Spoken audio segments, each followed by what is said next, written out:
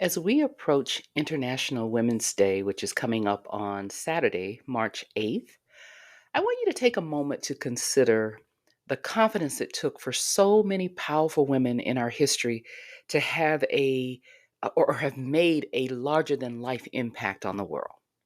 I'm Valerie, and today on Business by Design podcast, I want to share how you can unlock genuine self confidence, break free from limiting beliefs, and make a greater impact in your own life today. Join me. Hello, I'm Valerie Priester, and this is the Business by Design podcast. Are you a woman entrepreneur who absolutely loves what you do and enjoy helping others, but for some reason, you can't seem to get out of your own way? You can't seem to get out of your head and really create the level of success that you desire? I get it. I truly understand. I've been there too. You see, I spent years searching for what do they call it? The holy grail, the secret sauce, right? To success. And what I learned along the way is all of the women that I knew that were very successful had one thing in common, and that was their way of thinking. Now, I know you may be saying it can't be that simple, can't be that easy, right? But the truth is, the number one key or secret, however you want to label it, to success is your way of thinking. It's your mindset. It's what you believe and what you think is possible for you.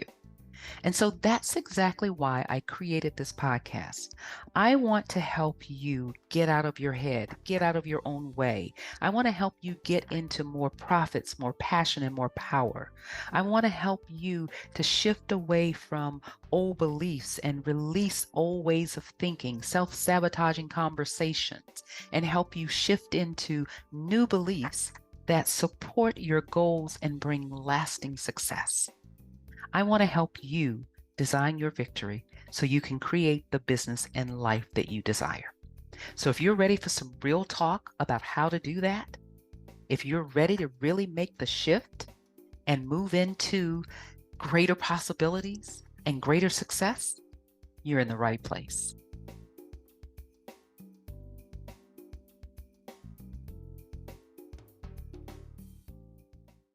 So, when we think about some of the powerful women that have paved the way for us, we have to know that it took a great level of confidence, courage, and of course, the right mindset in order for them to step into those roles, right? To really create those larger than life impacts that they did on our lives. I think a lot of our ancestors, my ancestors, and I think a lot about, the women that really played major roles in how we live today and how we have our existence today. Right. Last month, of course, it was Black History Month, but for me, I'm always looking at our Black history and what it really means and has meant to our lives today. And last month, I was reflecting on some of these women in my culture. And one stood out for me more than any other person in that moment when I was doing my reflection. And it really wasn't even a woman, it was actually a 6-year-old girl. Imagine that. Courage comes in all different sizes and packages and people, right? And so when I was doing a little reflecting and looking back through history and doing some reading, this little 6-year-old girl, her story really captured my heart. In fact, it drew me to tears as a mother. The amount of courage and confidence that she had to carry out what needed to be carried out in that moment, right? And so I'm talking about Ruby Bridges. If you don't know who that is, Google it, look it up. But Ruby Bridges attended the first desegregated school in New Orleans, and she had to be escorted to school by federal marshals. And when I saw that picture, it really captured my heart because I could only feel the level of confidence that she had to have in order to make those steps and walk into that school for the first time as the only African American student in this school. I felt fear for her, but as I was reading through what Wikipedia had to say about this event, one of the marshals that escorted her into the school said that she marched with courage and confidence, and she never whined, she never whimpered, she never even appeared to be afraid, right? And then she said that even though the crowd was, yelling out terrible things to her as a 6-year-old child, and throwing things at her, and really being very mean and hateful, she didn't see it as that. She actually thought, and this part was kind of funny, but it helped to relieve my heart a little bit. But she actually thought that it was Mardi Gras because, that's normal in New Orleans, right? Mardi Gras is full of loud shouts and things being thrown, the beads and all the stuff, right? And she thought this was just another Mardi Gras. So she never even viewed it as something to be afraid of, or something to cower away from. She just walked in with a level of confidence. And that just really spoke to my heart. But behind her was a great woman. And that was her mother, right? Lucy Bridges was her mother. And imagine how she had to have a level of confidence to even allow her daughter to take part in this. Back then was really just an experiment to see about getting the schools desegregated, right? So her mother actually was the one that felt very strong about allowing her daughter to do this, right? And one of the things that she said was this movement needed to happen in order for not only her own daughter to get a better education, but it needed to take place in order for our culture, our people, to take a step forward.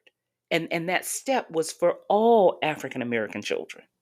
But imagine the level of confidence that her mother had to have in order to allow her daughter to be placed in that position, right? And then also, another great woman in the same scenario, in the same story, was a woman by the name of Barbara Henry. Now, she was a Caucasian woman. She was actually Ruby Bridges' teacher.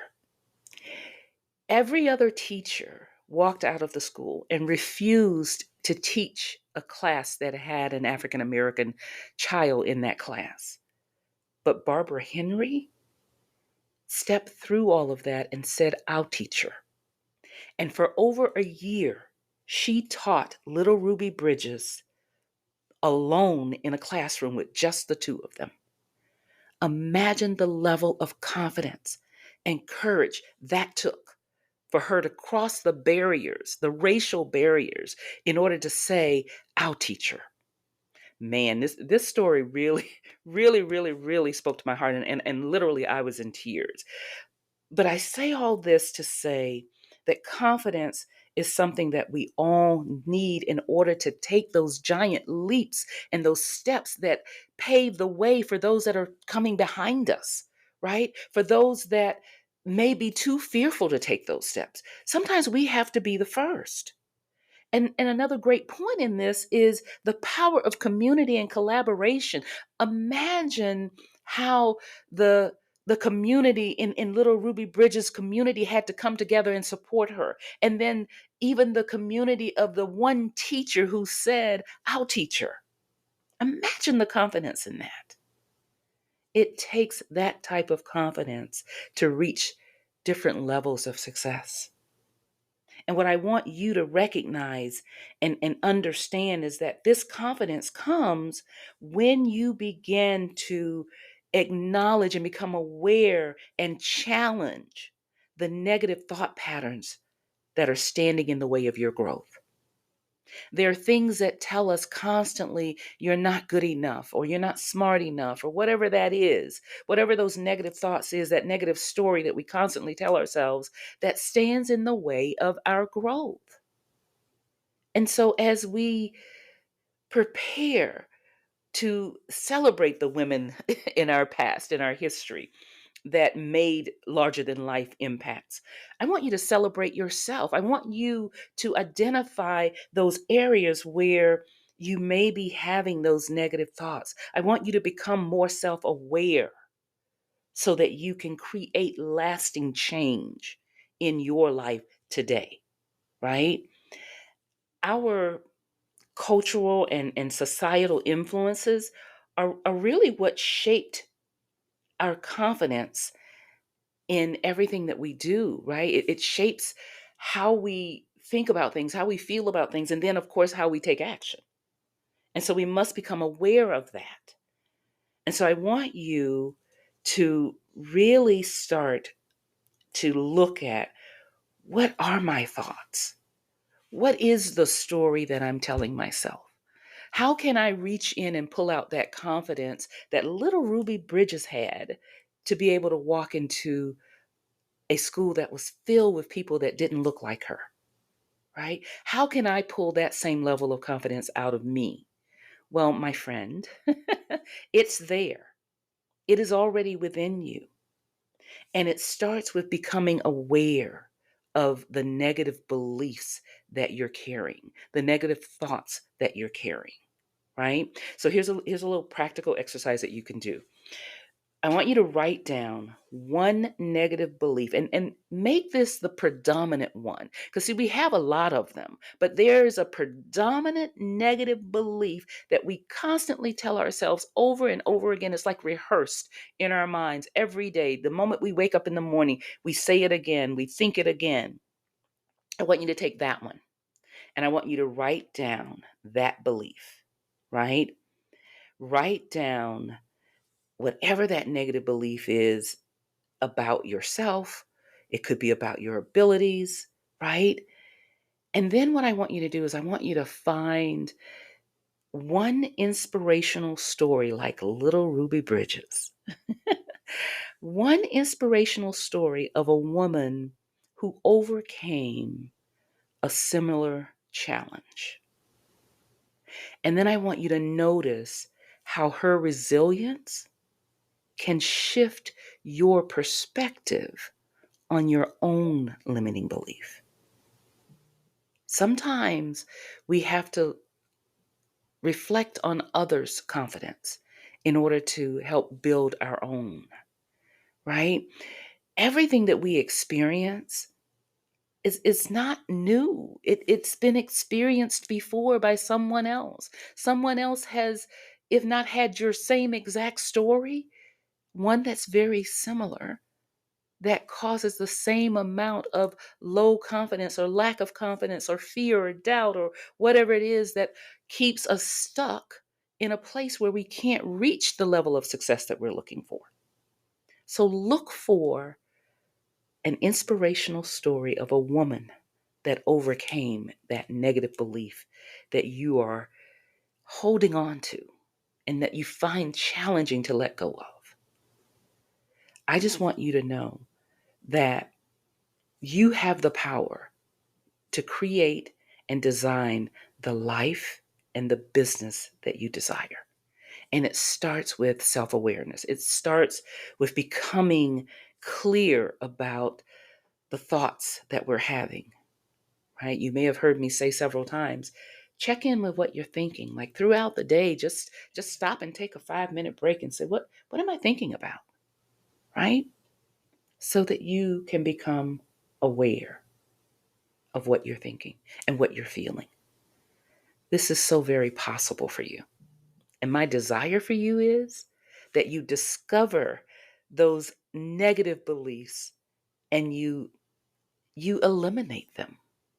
Or even if you don't eliminate them, you learn a new way of navigating through them so that they no longer hold you hostage. Remember, designing your victory is a choice. Start today by becoming aware of the negative beliefs that are keeping you stuck. We'll see you next time.